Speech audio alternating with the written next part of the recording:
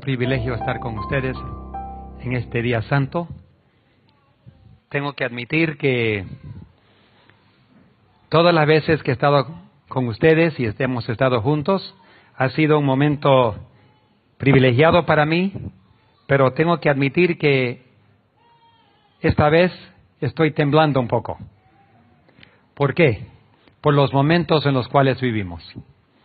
Son momentos solemnes y yo considero que posiblemente este sea la reunión, el sábado más solemne que hemos celebrado hasta ahora. Vamos a ver hoy día de que vivimos en las vísperas del tiempo de gracia para el pueblo de Dios. Y estamos viviendo en momentos cuando nuestras almas tenemos que preparar para ver a nuestro Dios. Y al orar, al prepararme para esta presentación, ya por varios días, he estado orando y pidiéndole al Señor, y anoche Dios me levantó en la madrugada. Y me mostró claramente que para entender dónde vamos, primero tenemos que entender de dónde venimos. Así que vamos a hacer un breve repaso, y en cierta forma va a ser un breve repaso de la obra aquí en Bolivia, de mi punto de vista de donde yo vengo, para que ustedes entiendan por qué tanto ardor, por qué tanta pasión por la obra de Dios, por qué tanta disposición para sacrificar todo. Me trajo algunas lágrimas al ordenar y preparar las imágenes que ustedes van a ver ahora. Y al reconocer realmente, al recordar lo que Dios ha hecho por mí, por mis padres, mis suegros, por misioneros que conozco, por la Iglesia Adventista del Séptimo Día aquí en el hermoso país de Bolivia, nuestro país. Vamos a pasar aquí. Mis padres, justamente antes de venir a Bolivia, su hijo primogénito nació con defectos en el abdomen de intestinos, de digestión, del sistema nervioso, y apenas una semana de edad lo declararon listo para morir. Ese soy yo. Estaban por preparar el sepelio para mi entierro. Pero por alguna razón decidieron, antes de enterrar a su hijo, ungirlo. Y mi papá pidió a un profesor suyo favorito, el doctor Leslie Harding, muy conocido como teólogo en la Iglesia Adventista, que vino y me ungió, pidiendo al Señor que me deje ir a la tumba si era su voluntad, pero si tenía un trabajo especial, si tenía algo que sería de beneficio para el mundo y para su iglesia, para su pueblo, que por favor salve ese pequeño bebé. El siguiente día, el cirujano, que no era cristiano, después de haber hecho 3 operaciones intensivas, sacando la mitad del estómago, sacando la mitad de los intestinos, conectando con anastomosis, como decimos, para ver si la comida podría para pasar y digerir, dijo, es imposible. Cuando el siguiente día él vio que todo estaba operando normalmente. Los padres, mi mamá, mi papá, supieron que Dios tenía un trabajo para ese niño. Y se vinieron a Bolivia como novatos. Y ahorita yo me crié con padres que hablan perfectamente bien el español. Y yo supuse que todos los misioneros aprenden perfectamente a hablar el español, porque ellos podían. Yo me crié hablándolo, pero ahora me doy cuenta que es difícil aprender un idioma extranjero. Pero ellos lo dominaron. Mi papá aún tiene un vocabulario aún mejor que yo. Y ellos salieron para el campo misionero. Los abuelos sacrificaron todos para ellos. El pastor Dickerson, que trabajó casi 50 años como pastor en Estados Unidos, sacrificaron. Mi abuela vendió casi todo el terreno que tenía con mi abuelo para que la obra pueda avanzar aquí en Bolivia. El primer lugar donde fuimos fue a Trinidad. Allí la primera iglesia en Trinidad, la Casa Suárez. Quizás algunos de Trinidad. ¿Hay alguien de Trinidad aquí? Varios. La Casa Suárez, que era la primera iglesia, es hotel ahora. Y allí, los primeros 5 años, ahí con mi hermanito, ahí vivimos. Mi padre con bicicleta salía a hacer, era el primer, no había iglesia adventista o un solo adventista en Trinidad cuando fuimos ahí. Mi papá fue el primer adventista en Trinidad y después de haber con su bicicleta y después Dios proveyó un vehículo, ahí está la primera generación de adventistas de la iglesia adventista en Trinidad. Muchas de las caras, algunos han pasado al descanso, otros todavía, y ahí están los hijos y los nietos. Una buena cosecha, primera generación. Después mi papá dijo, tenemos que ir a abrir obra en Santana. Y nos mudamos a Santana. Fue allí en Santana donde también el trabajo arduo produjo una hermosa cosecha de almas. Ahí se ve solamente una parte de la cosecha que se hizo preparando a los candidatos para el bautismo en Santana. La iglesia en Santana, con los miembros, un avión cayó encima de la iglesia hace unos años atrás y tuvieron que cambiar el techo. En esos días, yo me recuerdo, vino el pastor, un joven aspirante, el pastor Amasías Justiniano, lo que yo llamaba el tío José, él ya pasó al descanso, el pastor Amasías Justiniano, y su esposa Lidia, la tía Lidia para mí, y ellos vinieron con su hijita, se ve la niña ahí en la parte posterior, ella ahora es la esposa del pastor de Loma Linda, de la iglesia universitaria de Loma Linda. Pero trabajamos juntos, en la misma casa. No había piso noble como tenemos aquí, era un piso nomás de tierra. No había baños, era afuera nomás, en una casita. El agua de un pozo se sacaba. Ustedes conocen cómo es eso, ¿no? Y así vivimos, y ahora yo me pregunto, ¿cuántas cosas mis padres sacrificaron viniendo de un hogar aquí para... Yo pensé que era normal, yo me crié aquí pensando que era normal no tener piso, que era normal salir afuera al baño, que era normal sacar agua del pozo, pero para ellos era muy diferente. Pero con el tío José Amasías y la tía Lidia, trabajaron mis padres juntos por muchos años para traer la cosecha allí, desde Trinidad, Santana, después San Joaquín. Este joven, mira la historia de este joven, cómo Dios guió. Un día, este joven ganadero, cayó, estaba montando un toro, parece, y se cayó y se quebró la pierna. Y su padre lo trajo en una carretilla al hospital adventista que estaba en Guayramerín.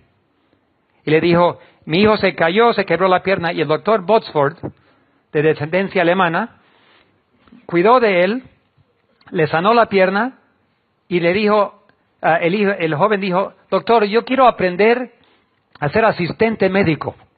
Así que se quedó el joven y aprendió a ayudar al doctor. Después de unos años, el doctor le dijo, yo pienso en algo aún más para ti. ¿No quisieras ir a estudiar teología? Y lo mandó a estudiar en Vinto.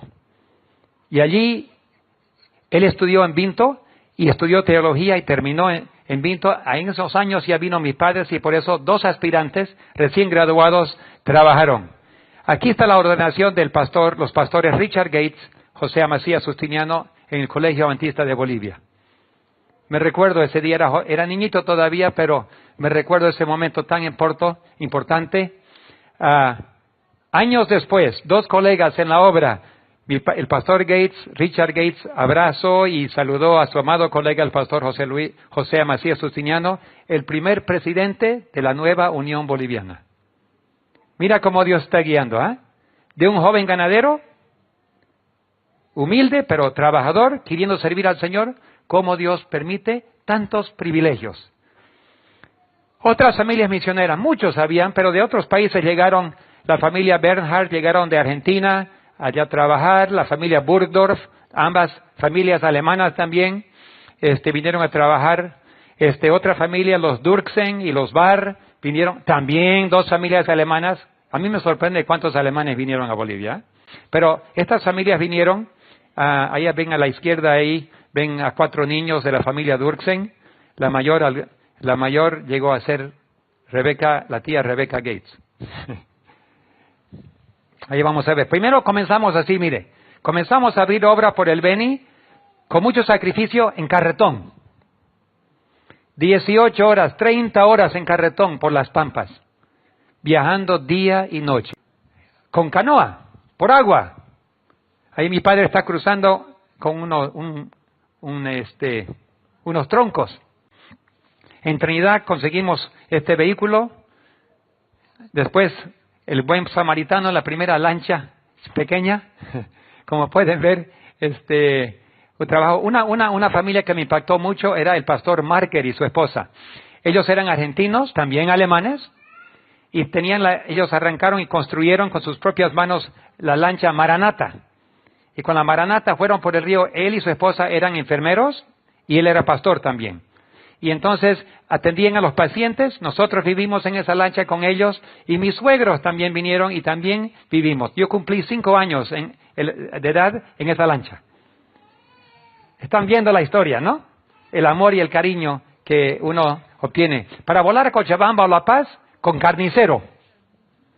Tenías que subir en un avión así, amontonaban las cosas, te sentaban a un lado y la carne amontonada, aquí no se ve la carne, pero sangre corría por el medio y tenías que ir sin oxígeno, sin cabina presurizada, vomitando a veces, llegabas al altiplano. Eso era la forma de viajar.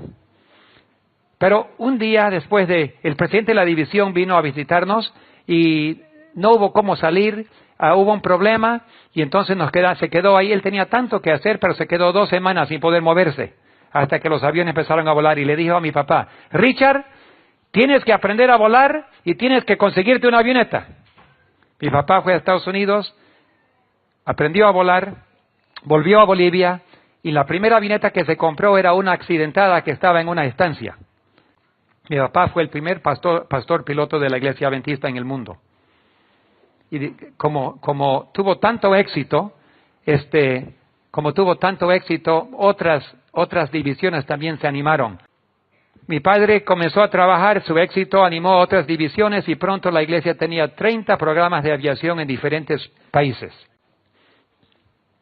La educación verdadera es preparar la juventud para servir a Dios. Todo colegio, toda escuela adventista tiene un solo propósito: preparar misioneros. Toda universidad, pero nos hemos olvidado. ¿Por qué? Porque nuestro sistema educativo lo empezaron a atacar desde los años de la hermana White. Cuando ella estaba preparando, el sistema del mundo era conseguir acreditación. Y en Estados Unidos comenzó el sistema de acreditar las universidades, los colegios, y cuando nosotros queríamos acreditarnos, la hermana White dijo: no, eso no es para Dios. Dios les va a honrar como cabeza y no cola. Pero cuando fueron a acreditar, le dijeron: ¿y por qué ustedes quieren ser acreditados si son la cabeza? Son lo mejor que hay. No, queremos recibir acreditación. Entonces, por ahí entraron a un sistema muy peligroso. Después le dijeron: para continuar teniendo acreditación, tienen que enseñar cosas del mundo, tienen que enseñar esto, el otro. Y ahora ya no hay casi cómo controlar nuestra agenda, nuestro currículum. El mundo decide. El mundo dicta qué tenemos que enseñar. Y ya no estamos preparando misioneros. ¿Cuántos misioneros salen de nuestros colegios? ¿Cuántos jóvenes salen con una pasión para trabajar para Dios? Ese es el propósito. Nuestras universidades tienen que entrenar misioneros, pero entrenamos profesionales. No quiere decir que no salen algunos misioneros, pero eso es por misericordia de Dios. Porque casi en todas nuestras universidades adventistas en el mundo sacamos profesionales como primera prioridad. Sea medicina, enfermería, contabilidad, teología y otros, pero aprendemos que casi como una empresa. O sea, ¿dónde sale el misionero que confía solo en Dios y se lanza como los misioneros anteriores? Ese es el peligro. Entonces, angustiado por la falta de jóvenes en el Beni que tenían una educación, mis padres soñaron en hacer un proyecto sobre el río Mamoré para que los jóvenes benianos podrían estudiar y conseguir una beca. Y se compró el terreno, 8 horas remando canoas, se encontró un terreno que estaba en venta y se llamó el lugar Puerto Adventista. Ese lugar en Puerto Adventista, que eran 10 kilómetros por 10 kilómetros, 100 kilómetros cuadrados. Todavía yo paso por encima y le saludo. Pero mi padre fue a todos los ganaderos y le pidió ganado donado. Y arrancamos con más o menos 100 cabezas de ganado. Después pasó a 400. Y los jóvenes trabajaban y de allí salían a estudiar. Miren los jóvenes que salieron. Equipos de jóvenes que salieron. Repentinamente los que estaban estudiando en Cochabamba, en Vinto, dijeron, empezaron a aparecer, venían por todos lados. ¿De dónde vienen ustedes? El pastor Richard nos pagó para que vengamos. Está pagando la colegiatura. ¿Y dónde salió la colegiatura? Del ganado. Fue un proyecto ganadero para financiar la educación de los jóvenes. Y de ese grupo de jóvenes salieron pastores, administradores, enfermeras, enfermeros, salieron muchos jóvenes que conocemos que ya están en jubilación, futuros grupos de jóvenes misioneros. ¿Por qué? El propósito es producir misioneros. En todo sistema educativo, el sistema falso del mundo prepara profesionales. El sistema verdadero produce misioneros que pueden ser profesionales, pero la primera misión de cada joven, cada persona, cada alumno es ser misionero. Otra cosa es desvío de la misión original de Dios. Llegó un día, en 1979, cuando las tres familias, Burgdorf, Dirksen y Gates, se unieron en matrimonio. Aquí está mi papá celebrando el matrimonio de Ted Burgdorf con Betsy Dirksen y David Gates con Rebecca Dirksen. Fue un doble matrimonio. El suegro salió con una hija en cada brazo. Se ve que son los 70, ¿no? Cabello medio larguito. Ahí se unieron las tres familias y trabajamos más de 30 años. Aquí estamos en Guyana, la familia Dirksen, Burgdorf y Gates, trabajando en Guyana y trabajamos más de 30 años juntos. Y ahora hay hijos, hay nietos en cantidad. ¡Qué bueno es Dios! Tanto hemos recibido de nuestros padres, nuestros pioneros. Todo lo que tenemos lo heredamos de nuestros pioneros sacrificados. Nuestra educación, nuestra influencia, recursos, habilidades, todo lo que tenemos. Y tenemos que recordar, muchos de nosotros hemos recibido educación. Muchos somos hijos de los que recibieron esa primera preparación. Y somos algunos quizás nietos y sobrinos. Pero una cosa, no ha cambiado la prioridad de la iglesia. La prioridad de Dios no ha cambiado, la misión sigue igual. La misión es prepararnos, cada uno, para el servicio de Dios y preparar a otros también. Nos hemos olvidado. Muchos estamos trabajando para nosotros mismos. Muchos estamos trabajando para acumular.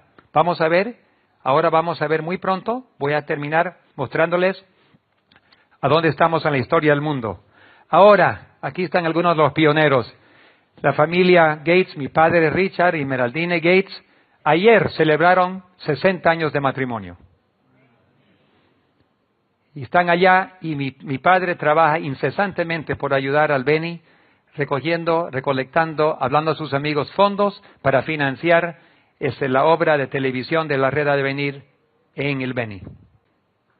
Era su misión de ellos cumplir la misión, alcanzando al mundo y preparando a los jóvenes. Nuestras responsabilidades ahora son aún más sagradas. Más sagradas. ¿Por qué? Porque cuando ellos trabajaron hace 30, 40, 50 años atrás, el mundo era mucho más tranquilo que hoy. Hoy estamos entrando en la recta final. Estamos viendo el cumplimiento de todas las profecías. Si hay una generación que debe estar despierta, es esta. Si hay una generación que debe estar consagrada 100% a colocar todo sobre el altar y trabajar para Dios, es esta generación. Entonces, vamos a ver la solemnidad como pueblo remanente de Dios que nos queda. Vivimos en momentos peligrosos, dice la hermana White en Eventos de los Últimos Días, página 134. Mucho más tenemos que temer de enemigos internos que externos. ¿Qué significa? Que dentro de nosotros, dentro de nuestro carácter, dentro de la casa, dentro de la iglesia, hay luchas para destruir la imagen de Dios en cada persona. Si miramos que algún día va a haber un ataque de afuera, estamos descuidando el enemigo principal, nosotros. El yo es nuestro enemigo principal. Pero hay otros adentro que también atacan la educación, el mensaje de salud, las creencias básicas. Hay enemigos afuera y adentro, pero los peores son que viven en nuestra casa. ¿Por qué? Porque nos hacen dormir, nos hacen olvidar y nos hacen olvidar nuestra misión que tenemos. Entonces debemos examinar a nosotros mismos. La crisis se nos viene. ¿Estamos listos o estamos durmiendo? Ese es el propósito Hoy es para ver de dónde venimos y a dónde vamos, porque tenemos que saber a dónde estamos yendo. Entonces, vemos que nosotros venimos, dice Pedro, de un linaje especial. ¿Qué dice? ¿Qué tipo de linaje? Es un linaje escogido, real sacerdocio, nación santa, pueblo adquirido, para que anunciemos las virtudes de aquel que os llamó de las tinieblas, ¿a qué? A la luz admirable.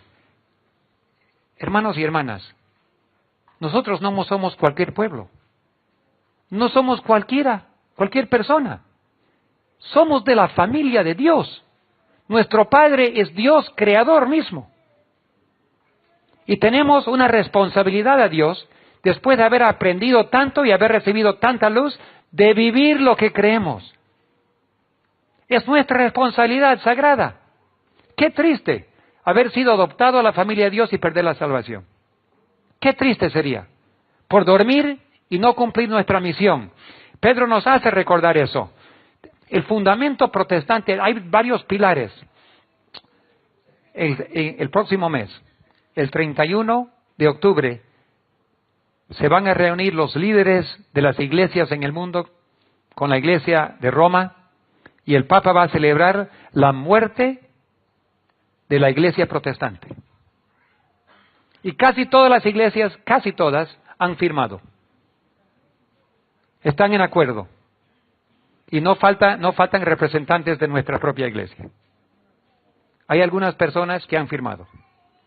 ¿Y para qué? Para dar muerte a la idea, a la filosofía, a la enseñanza de lo que los protestantes, reformadores protestantes enseñaron. Una de esas enseñanzas básicas es que en el sacerdocio del creyente, ¿qué significa? Significa que cada persona tiene acceso directo a Dios. ¿Ustedes creen eso? Porque si creen eso, son protestantes. O tienen que ir por un cura. O tienen que ir por un pastor. O tienen que tener un papelito para ser salvo. Uno de los fundamentos principales básicos es que no hay papa, sacerdote, pastor, rey o autoridad humana que tiene que interferir con la conciencia del hombre. Cada persona tiene acceso directo a Dios para pedir perdón de pecados. No tengo que ir a un hombre para pedirle perdón. Dios me perdona directamente. ¿Sí o no? Entonces, ¿qué debo hacer para cumplir la misión? Yo puedo ir directamente a Dios para preguntarle. Esa es una base protestante. No tengo que pedir el permiso de un ser humano. Yo puedo ir directamente a Dios y decir, Dios, ¿qué hago? ¿Qué debo hacer? ¿Cómo me puedo salvar? Señor, muéstrame el camino. ¿No es el derecho de cada hijo o cada hija? ¿Estoy diciendo la verdad, sí o no? No lo escucho bien. Bueno, quiero que me ayuden, porque los otros también están escuchando si ustedes creen. Porque si no creen eso, perdona, no son protestantes y no son adventistas. Estoy hablando también a mis hermanos evangélicos, por si acaso. Mis hermanos evangélicos también, que son protestantes, creen eso. Creen que podemos ir directamente a Dios y que por medio de Él tenemos perdón directo. Los que creen, como los hermanos católicos, que hay que ir a un sacerdote para recibir perdón, van a descubrir algún día, tristemente, que el mismo sacerdote también es pecador. Y que un pecador no le puede perdonar a otro pecador. Solamente hay un intercesor entre Dios y los hombres, el hombre Jesucristo. Es el único que puede perdonar. Entonces, podemos ir cada uno, podemos ir directamente a Dios para recibir nuestras instrucciones. Ahora, imagínense un pueblo que todos reciben instrucciones de Dios. ¿Van a trabajar en conjunto? Sí. ¿Van a poder trabajar uno con el otro? Sí. ¿Habrán tensiones imposibles entre ellos? No. ¿Por qué? Porque Dios nunca dirige una orquesta en caos. Todo lo que Dios dirige lo hace en forma unida. Si yo sigo a Dios y tú sigues a Dios, juntos podemos trabajar.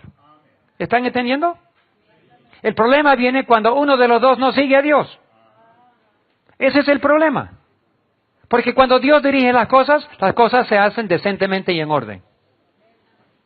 Si un hombre es mayor autoridad que Dios, va a haber problemas. Y por eso tenemos tantos problemas en la iglesia hoy en día, porque hay personas que obedecen a los hombres antes que a Dios. No seas uno de ellos, porque vas a perder tu salvación. Tienes que aprender a depender de Dios y Dios va a atender los problemas de la iglesia. Nuestra responsabilidad no es criticar a los demás. Nuestra responsabilidad no es atacar a los demás. Nuestra responsabilidad no es ser conciencia de los demás. Nuestra responsabilidad es ir a Dios, pedir instrucciones y seguir su voluntad. Él se encargará de lo demás. ¿Están entendiendo? ¿Por qué hay tantos problemas? Porque hemos aprendido a obedecer a los hombres. Entonces tenemos que ir a Dios, orar más juntos. Dios va a arreglar los problemas. Esta iglesia, la Iglesia Adventista Séptimo Día, tiene una misión muy especial. Es el pueblo remanente de Dios que Dios ha usado y está usando para terminar de predicar el mensaje de los 3 ángeles, para preparar el mundo para su venida. El problema es que el diablo sí bien lo sabe. Y como el diablo bien lo sabe, él ataca todo lo que se cree, todas las creencias fundamentales, nuestro sistema educativo, nuestro sistema de salud, todo el diablo ha atacado y ha hecho un buen trabajo de derribarnos, destruir dentro de nosotros. Y en nuestros hogares pensamos que nuestro trabajo es acumular bienes. Nuestro trabajo, hermanos, nuestra misión de vida, el destino de nuestras vidas es predicar el Evangelio. No hay otra. Es lo único, no hay más. Hay 7 iglesias en Apocalipsis, pero quiero enfocar en las últimas 3. Hay algunos principios en estas últimas 3 que nos pueden ayudar. ¿En qué periodo de la historia del mundo? Que las 7 iglesias reflejan 7 periodos, pero también tienen mensajes para cada uno de nosotros, que son muy específicos. ¿En cuál periodo estamos viviendo? La Odisea. Pero vamos a ir un poquito antes a Filadelfia, de Filadelfia vamos a ir un poquito antes a Sardis. Capítulo 3 de Apocalipsis, dice aquí, versículo 1, escribe al ángel de la iglesia de Sardis, el que tiene los 7 espíritus de Dios y las 7 estrellas, y dile, yo conozco tus obras, que tienes nombre, que vives, pero estás muerto. Pregunto, si haríamos una encuesta de todas las iglesias aquí en Santa Cruz, de todas, evangélicas, católicas, y le preguntaríamos, ¿cuál es la iglesia que más amor tiene? ¿Ustedes piensan que van a decir la iglesia adventista? He escuchado varios no, pero no he escuchado ningún sí. No sería así. Hay iglesias evangélicas y quién sabe otras iglesias que tienen más amor que nosotros. Cuando hay un pobre, sabe dónde ir, porque esa iglesia le va a atender. Cuando alguien está en dificultad, saben dónde ir, porque hay iglesias que atienden a los pobres. Nuestros hospitales, ¿son los más baratos? Son los más caros. Nuestros colegios, ¿los más baratos? Los más caros. Entonces, obviamente, vivimos para los ricos, no para los pobres. Pero, ¿qué pasa con los pobres? ¿Acaso no también merecen salvación? ¿Merecen una educación cristiana? También. Entonces, si queremos buscar amor, en este momento, probablemente el mundo no nos ve como una iglesia amorosa y cariñosa. Pero ¿sabe qué?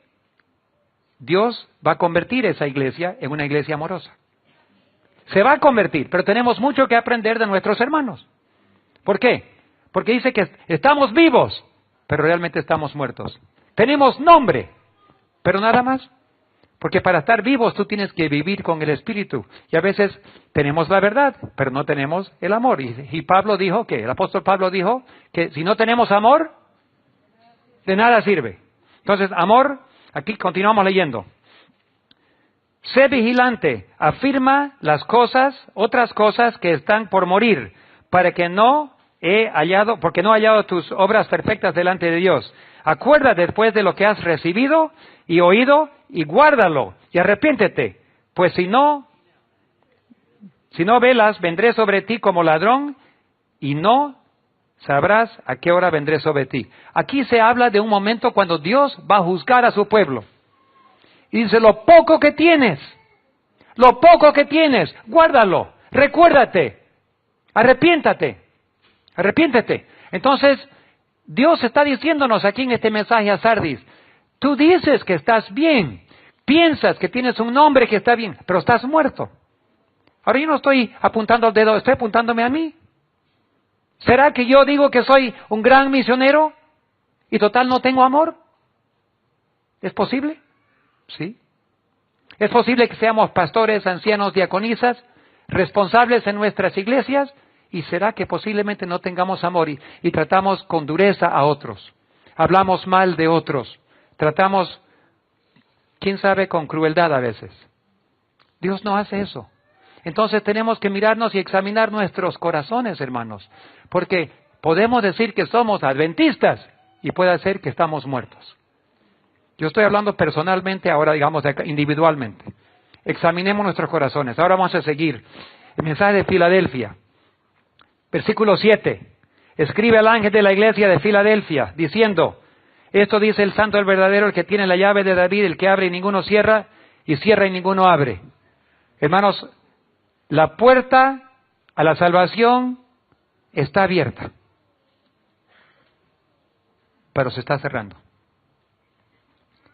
Primera de Pedro 4:17 dice que el juicio necesariamente tiene que empezar con la casa de Dios. La puerta se va a cerrar para nosotros antes que se cierre para los demás. Y cuando eso pasa, va a pasar como ladrón. Si ustedes leen en Maranata, ¿conocen la devocional Maranata? Si buscan en Maranata y leen los últimos días de agosto 29, 30, 31, habla del juicio. Y el Espíritu de Profecía indica que lo que va a pasar va a ser repentina, la cosa va a pasar repentinamente y va a sorprender y nosotros nos vamos a encontrar durmiendo.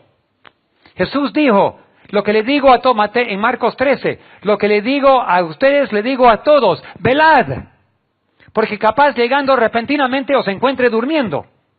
Jesús está diciendo que algo va a pasar que nos va a sorprender y no va a ser la venida de Cristo. Quiero asegurarles que nadie se va a sorprender con la venida de Cristo. Primero va a llegar la ley dominical. Después va a llegar el fuerte pregón. Terminando de predicar en todo el mundo, va a llegar el cierre del tiempo de gracia. Y después van a caer las plagas. Y después Dios mismo va a anunciar el día y la hora de su llegada. No va a haber sorpresa. Todos que estamos listos vamos a saber el momento que Cristo va a venir. Entonces, ¿de qué está hablando? Está hablando del juicio. Nuestros nombres pasarán frente al juicio inapercibido.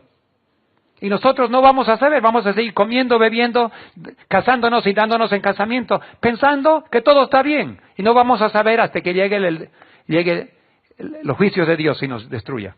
¡Qué triste! Por eso hay que amonestar.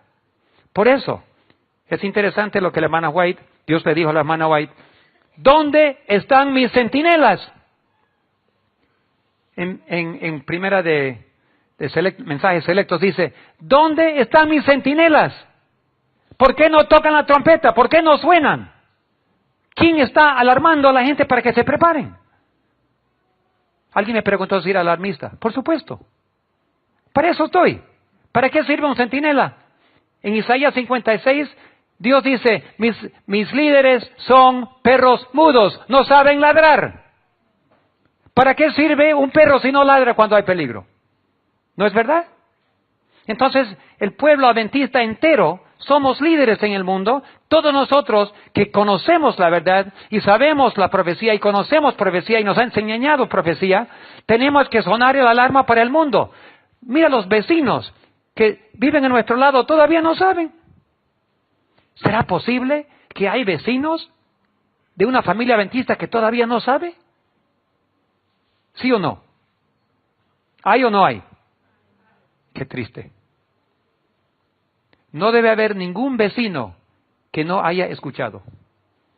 ¿Sabes cuál es el problema? Ni nosotros estamos listos. Y si nosotros no estamos listos, ¿cómo vamos a preparar a los demás? Entonces, en el mensaje a Filadelfia, mira lo que versículo 8 de capítulo 3 dice, yo conozco tus obras, he aquí, he puesto delante de ti una puerta abierta, la cual nadie puede cerrar, porque aunque tienes poca fuerza, has guardado mi palabra y no has negado mi nombre, y aquí yo te entrego a ti la sinagoga, Satanás, a los que dicen que son judíos, los que dicen que son adventistas y no lo son, pero mienten. He aquí, yo haré que vengan y se postren a tus pies y reconozcan que yo te he amado.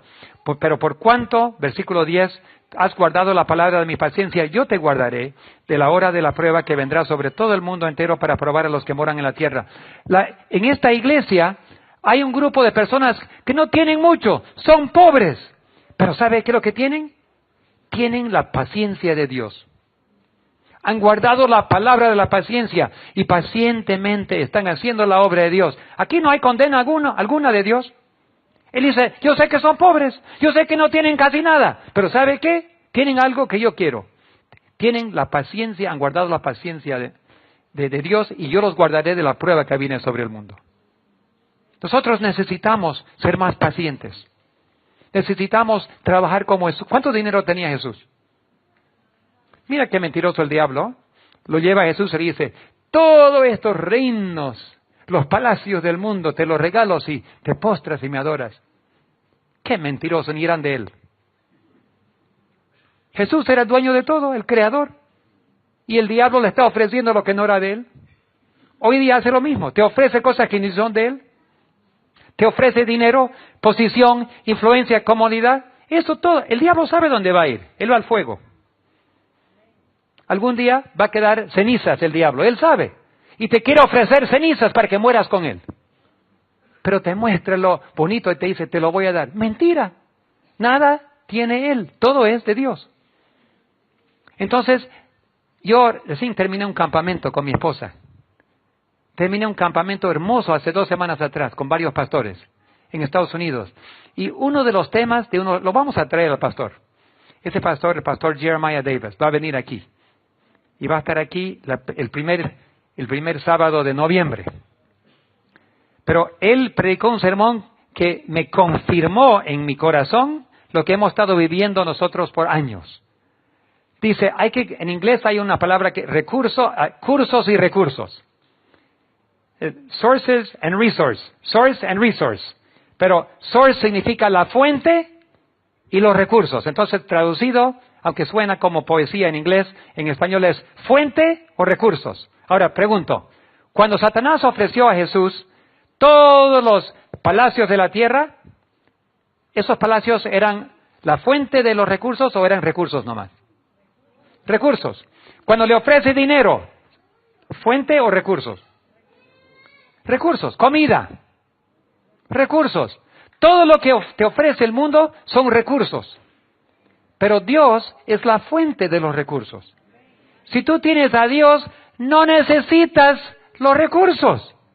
Porque si yo tengo a la fuente, Jesús cuando le ofrecieron comida, ahí están las piedras, convierte las piedras en pan. ¿Qué dijo Jesús? Escrito está, no solo de pan vivirá el hombre, pero ¿de qué? De cada palabra que procede de la boca de Dios. Diciendo, no necesito de eso, yo vivo de la fuente. De lo que me dice Dios, de eso voy a vivir. No me ofrezcas pan, no me ofrezcas nada, porque yo ya dependo directamente de la fuente. Qué hermosa verdad. Cuando llegue la ley dominical, te van a ofrecer comida, si nos obedeces. Te van a ofrecer cosas, si tú les obedeces. Y te van a decir, y si no nos obedeces, te vamos a quitar la comida y la ropa y la casa. Mentira. Si yo tengo a Jesús, no necesito de tus casas ni tu comida. Porque Jesús es la fuente de todos los recursos. Te están ofreciendo algo que no es de ellos. ¿Están entendiendo? Qué hermosa verdad. Si tú te aferras a Jesús y lo obedeces, como Jesús le dijo al diablo, no necesito de tu pan. Porque yo vivo de cada palabra que sale de la boca de Dios. Y si mi Padre me dijo que mi pan y mi agua es cierto, Él me va a dar en su momento pan y agua. Cuando ellos estén tomando sangre en las plagas finales, el pueblo de Dios va a estar tomando agua pura. Todo el mundo va a tener sangre para tomar, pero el pueblo de Dios va a tomar agua pura. ¡Qué hermoso! Entonces aprendamos a depender de la fuente. Y Dios promete, aunque seamos pobres, no te preocupes, tu Padre es rico. El mensaje de la Odisea, capítulo 14. Yo conozco tus obras, versículo 15, que tú no eres ni rico, que no eres ni frío ni caliente. Ojalá fueses frío o caliente. Pero como no eres ni frío ni caliente, te vomitaré de mi boca. Lo que más le duele a Dios es que haya un pueblo que dice que es cristiano, pero no lo es. Dice que es el pueblo remanente de Dios, pero no lo vive. Dice que ama la venida de Cristo, pero vive como si Cristo ya no va a venir por muchos años. ¿Cuánto le debe doler a Dios? Entonces, yo pregunto, ¿tú quieres que Dios esté feliz contigo? ¿Tú quieres estar en el cielo? ¿Quieres que Cristo venga pronto?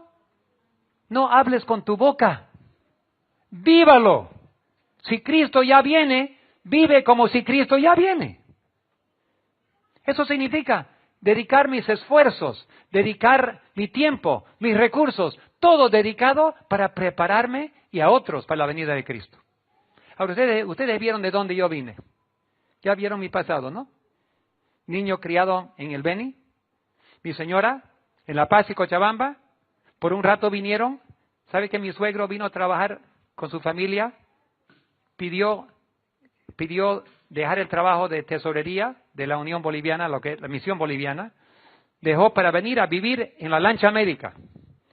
Tanto le gustó trabajar en la selva que decidió quedarse trabajando con la gente humilde. Pero el amor principal que tuvieron era trabajar en la selva. Y cuando terminaron de trabajar y terminaron su periodo de servicio, mis suegros supieron que yo y mi esposa nos fuimos al Perú y allí me fui a un lugarcito en la selva, sobre el río Pachitea, y empezamos a trabajar. No sabíamos cómo vivir, pero la gente ahí lavaban oro. Es un trabajo muy, muy difícil, pero nosotros nos metimos en el agua para sacar y salían unas chispitas amarillas y con eso se compraba el pan todos los días. Y en la noche hacíamos evangelismo a la alcaldía.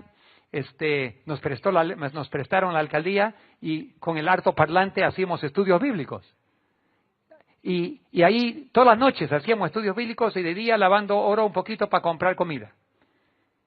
Y poco a poco fue avanzando. Algún día le pedimos a la alcaldía que nos den un terreno para construir la iglesia adventista en un pueblito que se llama Puerto Inca. Y entonces dijeron, ahí le vamos a dar un terreno hermoso, encima del pueblo, al lado de la alcaldía. Pero vamos a preguntarle, pedir permiso al sacerdote de la iglesia católica. Entonces se fueron a hablar con él, y él era canadiense. Y el sacerdote dice, yo lo conozco a David, es buena gente, denle en el terreno para que construya su iglesia. Porque cuando el amor de Dios vive en uno, aún los enemigos lo admiran a uno. Dios hace, eso dice, promete la Biblia, ¿no? Doy gracias a Dios que anteayer vino el alcalde de La Guardia. Vino acá el doctor para visitarnos y él es conocido, tiene una reputación por todo Bolivia e internacional por ser un alcalde que trabaja. Y él vino aquí, quería conocer, le mostramos la pista, la parte médica, la obra médica, la clínica, no clínica, pero el centro médico comunitario. Acá le mostramos todo y dijo, yo ni siquiera sabía. Qué orgullo que aquí en este territorio nuestro, de nuestro municipio, existe tal cosa. Vamos a trabajar juntos, aquí está mi teléfono, llámenos cuando quiera y vamos a trabajar. Doctor, también le dije, cuando usted quiera, por favor, llámenos a nosotros, estamos para servir.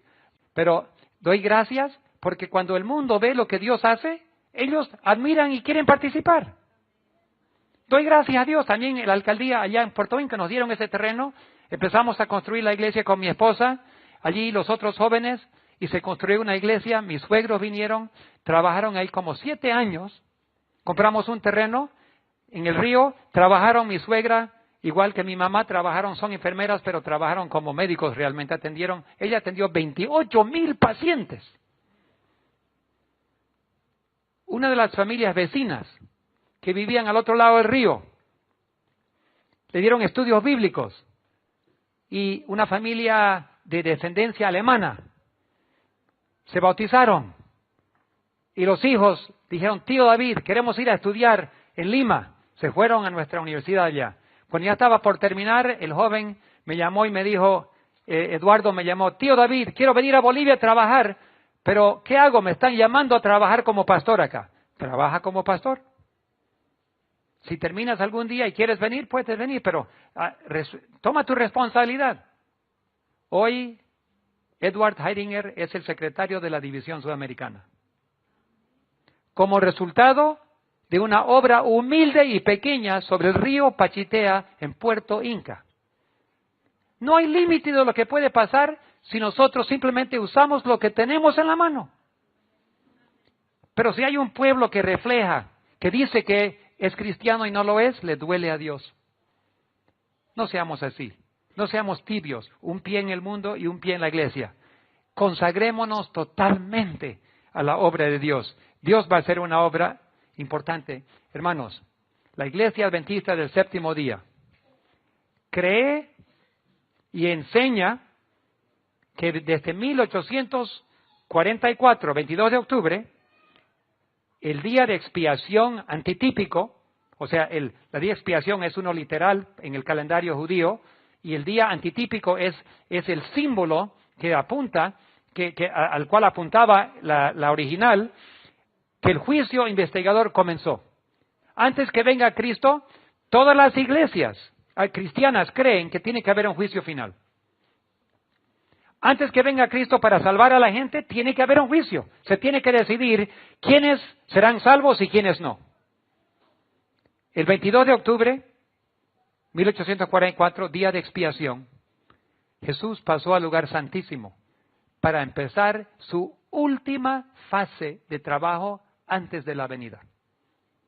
Nuestras raíces como adventistas del séptimo día están fundamentadas en el calendario judío, el calendario que Dios dio a Moisés. Nosotros tenemos que entender el santuario, tenemos que estudiar el santuario, tenemos que saber que todo lo que hace Dios lo hace de acuerdo con su calendario, con ese calendario. Cada nombre, empezando con Adán y Eva, todos los nombres de las personas que jamás clamaron el nombre de Dios están allí siendo revisadas. Pero algún día, antes que venga Cristo, tiene que pasar a los vivos. Y es allí, cuando allí tenemos que nosotros pasar frente a ese tribunal. Y hermanos, esa prueba está por terminarse. Una vez y solo una vez va a pasar nuestros nombres frente a la tribunal. Y vamos a ser declarados vestidos de la justicia de Cristo o en la desnudez de nuestro propio vestimento. La ley dominical es el fin, no el principio. La ley dominical es el examen final para el pueblo de Dios. La ley dominical es cuando ya se separa el trigo de la cizaña. Y muchos pastores, muchos miembros piensan que cuando llegue la ley dominical me voy a preparar. Pero no es posible prepararte. En Apocalipsis 25 se habla de 10 vírgenes. Y cuando repentinamente se despertaron y se dieron cuenta que el esposo ya viene, ¿qué pasó? No había forma de prepararse. Los que estaban listas entraron a la boda. Y los que no, intentaron entrar y no pudieron. ¿Cuán cerca estamos a la ley dominical? ¿Cómo vamos a hacer? ¿Cómo el juicio investigador va a afectar ahora al pueblo de Dios? Nuestros nombres están en revisión. Y cuando toca mi nombre, es una sola vez. Allí soy declarado vestido en Jesucristo o vestido en mi desnudez con mis propios mantos. El juicio investigador afecta al pueblo de Dios ¿cómo? La ley dominical es la prueba final. La ley dominical es cuando ya tengo que rendir cuentas. Ayer, en la tarde, el presidente de Estados Unidos, usted ha escuchado de los diluvios y de toda la inundación que hay en Texas.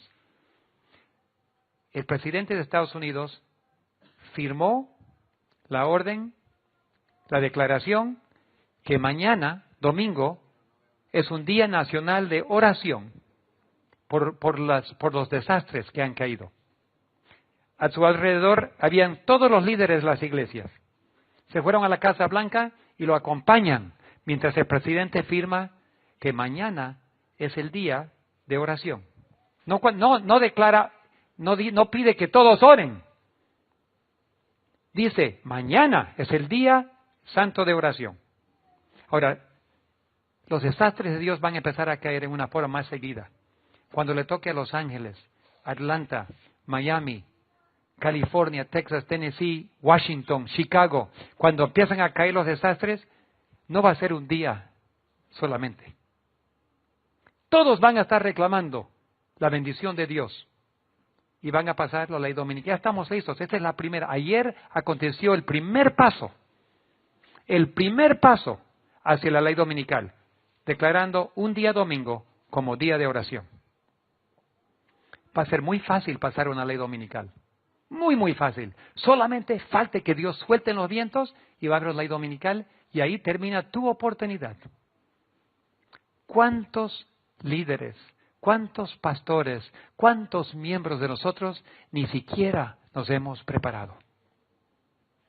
Alguien no se salva por posición, se salva por relación íntima de dependencia en Dios.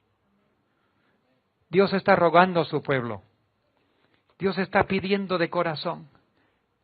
Estamos viviendo, ahora es septiembre, el 2 de septiembre.